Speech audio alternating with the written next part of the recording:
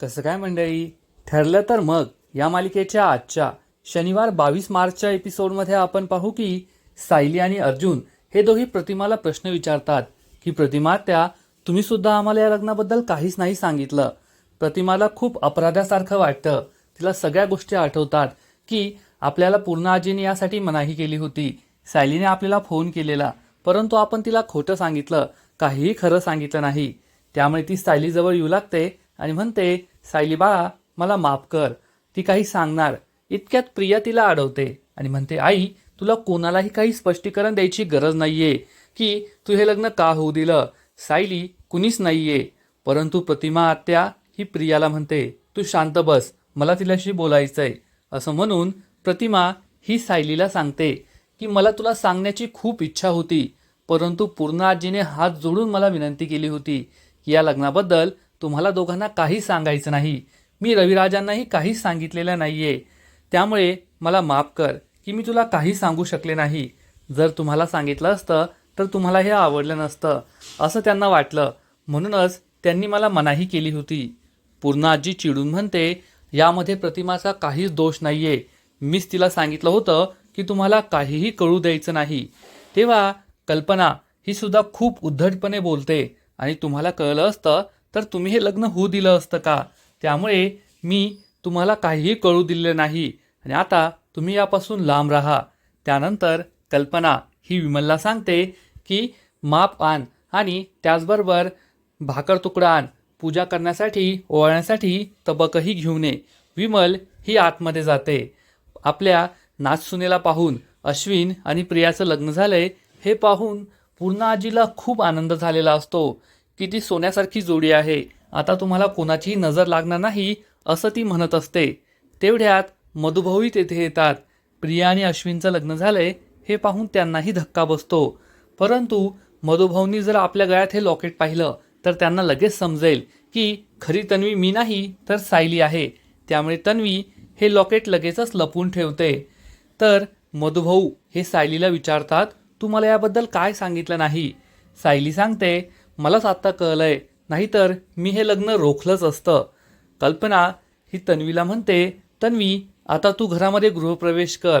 परंतु तन्वी ही लगेचच कल्पनाला म्हणते, नाही मामी, तुम्ही माझा गृहप्रवेश नका करू. अशी माझी इच्छा आहे की सायलीने माझा गृहप्रवेश करावा. हे ऐकून सगळ्यांनाच जबर धक्का बसतो. तेव्हा पूर्ण आजी म्हणते, हे काय बोलतोयस तू, ती कसं काय तुझा गृहप्रवेश करेल. ती आणि आमचा काही संबंध नाहीये. ती या घरची सूनही नाहीये आणि आम्ही मानतही नाही. कल्पना म्हणते, हो ना, मग कशाला तिच्याकडून गृहप्रवेश. प्रिया म्हणते, मामी मला माहितीये की सायली माझा किती द्वेष करते, तिला मी आवडत नाही. परंतु आता मी या घराची सून बनलीये. त्यामुळे मला सगळ्या जुन्या गोष्टी विसरून जायच्या आहेत. जो काही कडवटपणा आहे तो मिटवायचा आहे. म्हणूनच मला सायलीच्या हातूनच या घरात गृहप्रवेश करायचा आहे. सगळ्यांना काय करावं तेच समजतच नाही.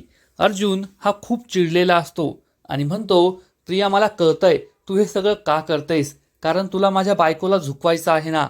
परंतु मी असं होऊ देणार नाही. तेव्हा अश्विन चिडून म्हणतो, तू हे काय बोलतोयस.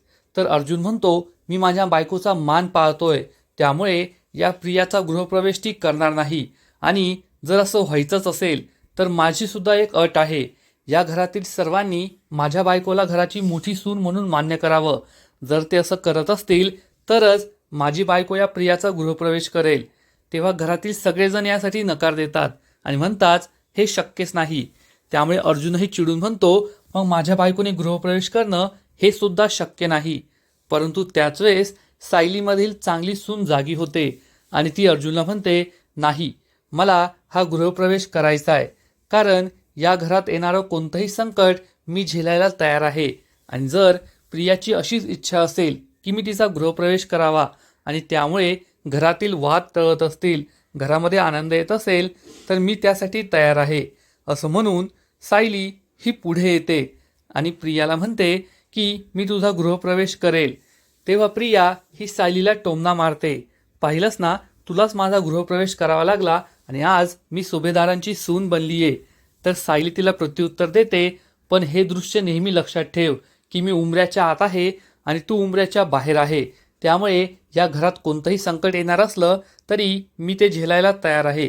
प्रियाला खूप राग येतो. त्यानंतर सायली ही प्रियाचा गृहप्रवेश करते, तिला ओवाळते, भाकर तुकडा ओवाळून टाकते आणि तिला घरात गृहप्रवेश करायला सांगते. कल्पना म्हणते, परंतु त्याआधी उखाणा घ्यायला हवा. प्रिया, तू उखाणा घे.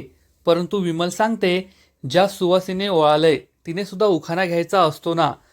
पूर्णाजी यासाठी हो म्हणते. त्यानंतर प्रिया ही अश्विनच्या नावाचा उखाणा घेते. तर त्यानंतर सायली मी कशाप्रकारे या घराची रक्षा करेल, कोणत्याही वादळाला, कोणत्याही संकटापासून या घराला सामवेल असा उखाणा घेते. हा उखाणाही सर्वांना खूप आवडतो. त्यानंतर प्रिया ही माप ओलांडून घरामध्ये येते. सायली, अर्जुन आणि मधुभाऊंना मात्र संकटाची चाहूल लागलेली असते. त्यांना हे काहीही आवडत नाही. थोड्या वेळानंतर पूर्ण आजी ही आपल्या नाच सुनेचं कौतुक करत असते की हा जोडा किती शोभून दिसतोय ना, किती छान दिसतोय ना. प्रिया ही कल्पनाला मामी म्हणते, तर पूर्ण आजी तिला आई म्हणायला सांगते. त्यानंतर प्रिया ही आपली वेगळी ॲक्टिंग करून तिला कल्पना आई अशी हाक मारते. तर कल्पनाला हे खूप आवडतं. प्रिया सायलीला टोमणा मारते की माझी आई म्हणजेच माझी सासू किती छान आहे ना. नाहीतर काही सुनांना सासूमध्ये आईची माया मिळतच नाही. परंतु सायली तिला उत्तर देते, त्या लकी सुनांपैकी मी एक आहे जिच्या सासूकडून तिला आईसारखंच प्रेम मिळतं. परंतु कल्पना तोंड वाकडं करते. अर्जुनला हे सगळं सहन होत नाही आणि तो चिडून म्हणतो, या घरात सगळ्यात मोठा चुकीचा निर्णय झालाय आणि तुम्ही तो सेलिब्रेट करताय का? मला हे पाहायचं नाही. असं म्हणून अर्जुन रागारागाने तेथून निघून जातो. सायलीही त्याच्या मागे मागे जाते. प्रतिमाही उठते आणि म्हणते, मलाही घरी जावं लागेल. घरी कोणाला त्या लग्नाबद्दल माहीत नाहीये. आता काय होईल काय माहीत. तर मी घरी जाते. तन्वी प्रतिमाजवळ येते आणि म्हणते, आई स्वतःची काळजी घे. मला तुझी खूप आठवण येईल. आपण इतक्या वर्षानंतर भेटलो, परंतु आपलं जास्त काळ एकत्र राहताच नाही ना आलं. तेव्हा आई म्हणते, हो खरंय, परंतु आता हेच तुझं घर आहे, हीच तुझी माणसं आहेत. परंतु आता एक गोष्ट लक्षात ठेव, तू आमच्या घरची लाडाची लेक नाहीये, तर या घरची जबाबदार सून आहे. त्यामुळे तुझ्या रागावर नियंत्रण ठेव. स्वतःची चूक झाकण्यासाठी दुसऱ्यांच्या चुका उकरून काढू नकोस. खोटं बोलू नको. लोकांचा अपमान करू नको. हे ऐकून सगळ्यांना मोठा धक्काच बसतो. प्रिया मनातल्या मनात विचार करते, अगं अर्ध्या मेंदूची बाई, येथे काय बोलतेस ही सगळ्या गोष्टी, गप्प बस. आणि ती प्रतिमावरच सगळं उलटवते आणि म्हणते, आई तू पण तुझी काळजी घे. तुझी ट्रीटमेंट चालू आहे ना, त्याकडे लक्ष दे. हल्ली तुला जास्त गोष्टी लक्षात राहत नाही ना. प्रतिमा म्हणते, ठीक आहे. आणि ती सायली आणि अर्जुनला भेटण्यासाठी त्यांच्या रूममध्ये येते. ती चक्क सायली आणि अर्जुनसमोर हात जोडून म्हणते की मला माफ करा, मला तुम्हाला काही सांगता नाही आलं. तेव्हा सायली म्हणते, प्रतिमा आत्या तुम्ही हात जोडू नका. प्रतिमा म्हणते, मी माझ्या मुलीसाठी सगळं केलं.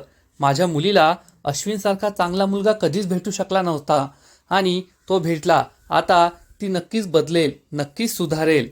तर अर्जुन म्हणतो, प्रतिमा आत्या तुझं काही चुकलं नाही.